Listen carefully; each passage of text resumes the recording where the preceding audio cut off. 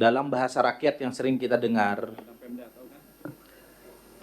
infrastruktur yang sudah dibangun di IKN, ini teman-teman kami sebagian besar kemarin sudah datang ke sana, menengok, melihat, ikut menempati beberapa hari.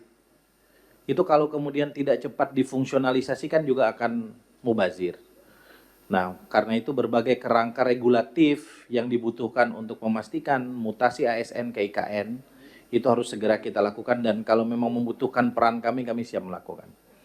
Dalam konteks Kementerian Dalam Negeri, seperti yang tadi dikatakan oleh Kepala Otorita IKN, Ibu Kota Nusantara sebagaimana Undang-Undang Nomor 3 Tahun 2022 adalah pemerintah daerah khusus, Pemdasus, yang berbagai macam ketentuan tindak lanjut dari nomenklatur di undang-undang itu diatur dalam berbagai peraturan perundang-undangan. Terima kasih Bapak Kepala Otorita Ibu Kota Nusantara. Kami hari ini sengaja mengumpulkan Otorita IKN dengan Kemenpan RB, BKN, dan Kemendagri.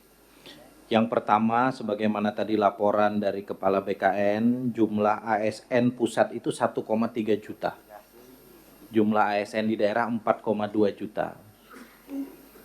Kalau kemudian IKN itu akan dijadikan ibu kota politik tahun 2028, maka pertanyaan sederhananya, dari 1,3 juta ASN pusat itu berapa ASN yang akan beraktivitas dan berkantor di IKN?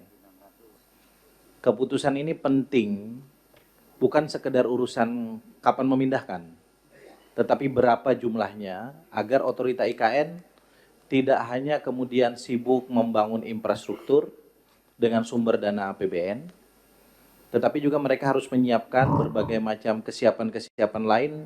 Misalnya kalau ada skenario bahwa yang menempati rusun ASN itu nanti ke depan hanya pejabat eseloning. Mereka-mereka yang bersifat, mereka yang berstatus fungsional, staff, itu tidak di situ. Tapi negara kan juga harus memberikan kepastian, termasuk nanti bagaimana rumahnya, bagaimana intervensi perbankan ada di dalamnya, dan seterusnya. Karena itu Bu Menpan, ini bukan persoalan yang sederhana.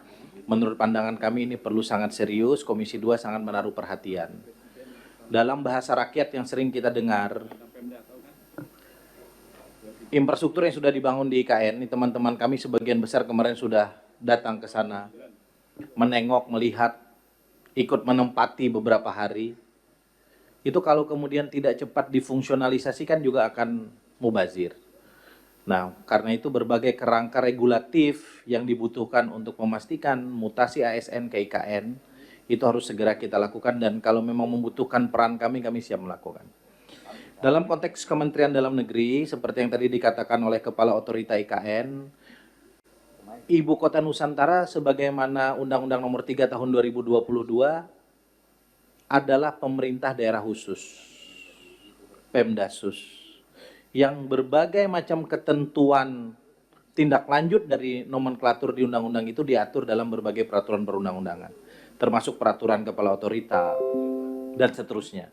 Kami ingin Kemendagri sejak awal memastikan proses perubahan dari Kaltim ke IKN, terutama 7 kecamatan di 2 kabupaten, Penajam Pasir Utara dan Kutai Kartanegara, itu bisa berjalan dengan smooth dan baik.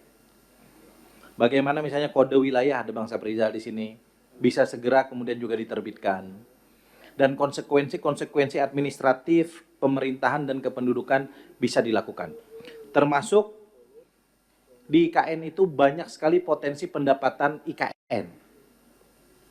Seluruh sumur minyak yang ada di Kabupaten Kutai Kartanegara sekarang masuk ke delienasi IKN.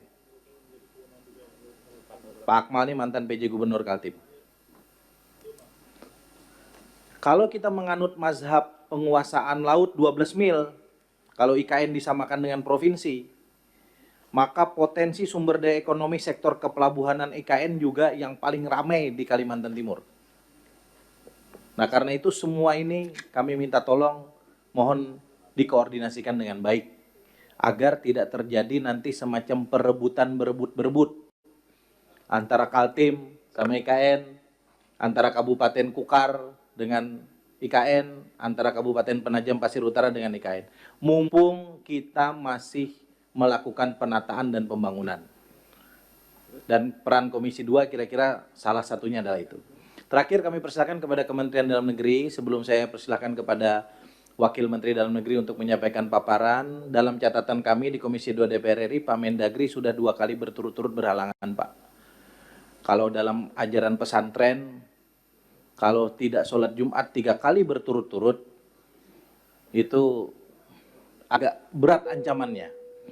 Karena itu saya minta tolong sebagai teman, sebagai mitra, nanti yang ketiga kali mudah-mudahan Pak Mendagri bisa hadir. Dengan sama sekali tidak menegasikan posisi 3 wamen.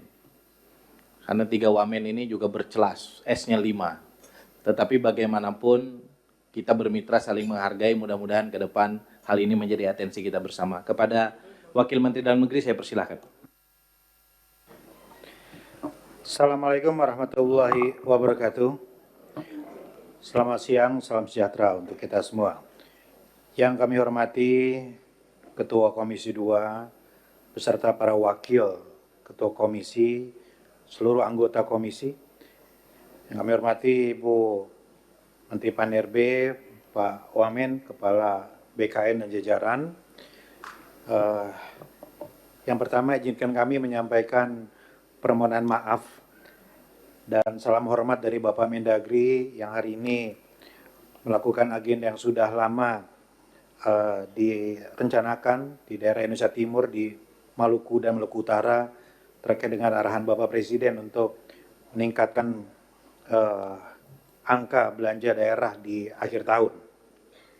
Untuk itu Bapak Mendagri menugaskan kami secara full tim hadir di sini lengkap trio Wamen, Pak Ibu Ripka, Wamendagri 1, Pak Ahmad Yagus, Wamendagri 3, dan lengkap seluruh Dirjen Eselon 1 termasuk SES BNPP yang nanti mohon izin untuk memberikan paparan secara khusus. Ada 3 hal pimpinan yang ingin kami sampaikan pada kesempatan kali ini. Pertama adalah realisasi dan proyeksi anggaran Kemendagri sampai akhir tahun nanti. Yang kedua adalah overview secara umum kinerja dari Kemendagri sepanjang tahun 2025.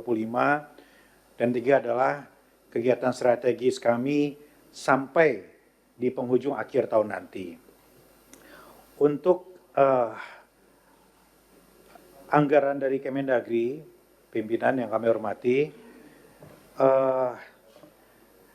pagu dari Kemendagri ini pasca efisiensi adalah 2.617 miliar sekian, dan kemudian setelah melalui berbagai tahapan relaksasi, hari ini pagu efektifnya adalah 3.847 miliar 920 juta dan 551 ribu.